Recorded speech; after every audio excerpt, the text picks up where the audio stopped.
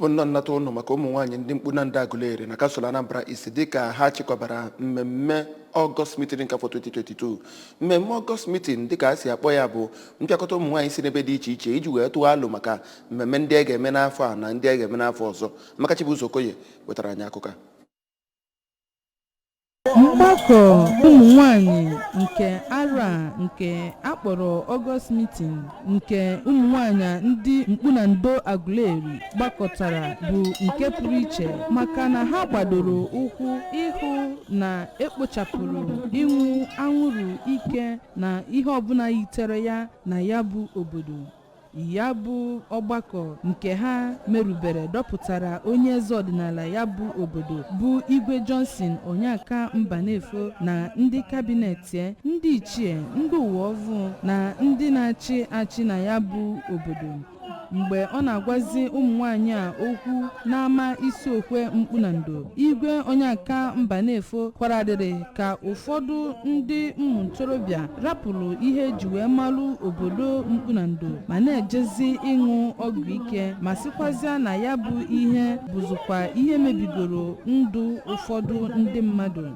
Onye na-anọchi ọgbanta vote Anambra East and West n'ụlọ omebe iwu bụkwazịa onye ya bụ obodo bụ Chief Chinedu Obidigwe, onye nke kwuru okwu site n'ọnụ ọkaiwu Ifeanyi Ile-Akasịa toro Umunwanyi a maka iweta mmepe na ọganiru na ya bụ obodo ma na-echetara ha na ịzụ ụmụaka bụ n'aka Umunwanyi ka ọ dị, ya bụ ka ha kee ajụ n'ume na ozi nkụzi nke ọ kụziri ya bụ Umunwanyi gbasara ọgwụ ike ka onye area commander National Drug Law Enforcement Agency bụ Oliakụ Stella Egwuatu gara n'iru ma gwa Umunwanyi a ka anwụrụ ike si egbu na imebi ihe na-arụ ndị mmadụ ma sịkwazịa na ọ na-egbu ndị ntorobịa ma mebie ihe dị iche iche mmadụ ji adị ndụ dịka mmadụ, si ọkachasị nke akpọrọ crystal methamphetamine, ya bụ mkpụrụ mmiri.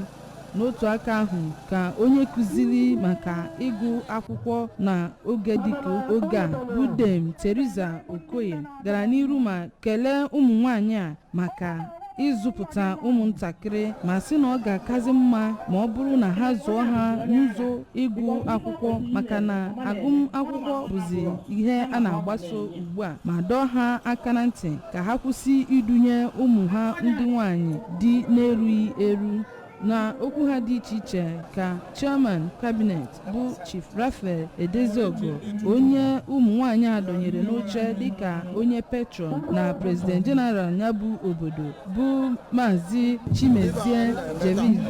sịrị na onye ọbụla ahụchikọrọ na-aṅụ mkpụrụ mmiri ma ọ na-ele ya ele na ha ga-ata ya ahụhụ. Mgbe ọ na-ekene Chineke maka ya bụ ọgbakọ August meeting nke Umunwanyi Mkpunando mere, ka onye president general n'akụkụ nke Umunwanyi bụ Oliakụ Ngozi Anamde toro Umunwanyi a maka ịbịakọta ọnụ n'udo wee hụ na agamniru na agụmakwụkwọ na ihe dị iche iche bụ ezigbo ihe batara n'obodo ha, ma sịkwazịa n'ebe ọ kachasị ịhụ na a chụrụ ịnwụ anwụrụ ike ọsọ n'obodo ha ka ndị ntorobịa ha wee bara ha uru. Umunwanyi a mesịrị dọbenye Chief Chinedu Obidigwe mpempe akwụkwọ ha jiri wee mee ya Grand Patron na ya bụ obodo n'ihi na ọ nyere agụmakwụkwọ n'efu ma ndị prima ma ndị nọ n'ogo sekọndịrị, ebe itinye aka n'akwụkwọ maka ya bụ